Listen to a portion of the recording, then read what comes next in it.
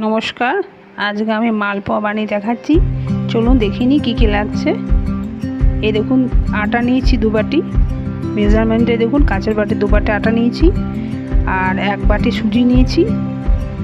2 বাটি আটা, 1 বাটি সুজি, আর চিনি মিশ্রি গুঁড়ো করে রেখেছি। আপনারা চাইলে চিনি দিতে পারেন, আমি এখানে মিশ্রি দিয়েছি মিষ্টির জন্য। সবগুলো একসঙ্গে মিশিয়ে দিলাম। এরপর নুন দিয়ে দিলাম একটু,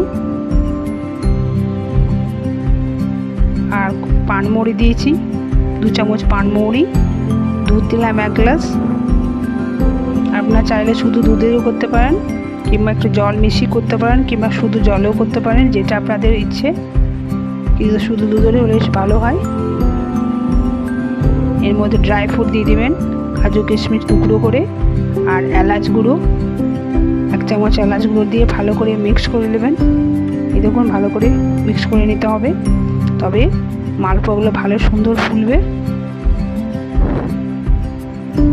এই দেখুন, এর তেলটা গরম হয়ে গেছে। ছোট চামচ আমি করেছি, দেখুন সাইজগুলো বেশি বড় করবেন না, নাহলে কাঁচা থেকে যাবে। ফ্লেমটা লো টু মিডিয়াম রাখবেন, যাতে ভালো করে ভেতরটাও ভাজা হয়ে যায়। এই দেখুন, ভাজা হয়ে গেছে, লাল লাল করে ভেজে নেবেন। এই দেখুন, তুলে নিচ্ছি।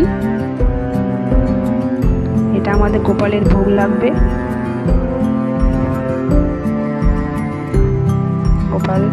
গোপাল মালপোয়া খেতে খুব পছন্দ করে।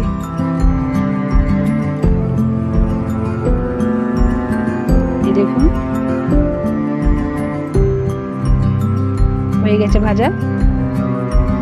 এরকম করে সবগুলো ভেজে নেবেন।